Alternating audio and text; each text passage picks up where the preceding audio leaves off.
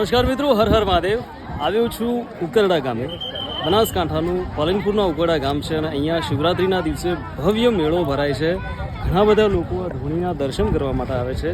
કુદરતી સાનિધ્યમાં પર્વતી તળેટીમાં આવેલું આ દેવ દર્શનનું સ્થાન જોવાલાયક છે. તો આજે શિવરાત્રિમાં સ્પેશિયલી તમારા માટે હું આવ્યો છું, આપણા માટે, આપણા સૌના માટે અહીંયા દર્શન કરવા માટે આવ્યો છું અને તમને પણ દર્શન કરાવીશ. તો ચાલો મારી સાથે ઉકરડા ગામના શિવાલયમાં.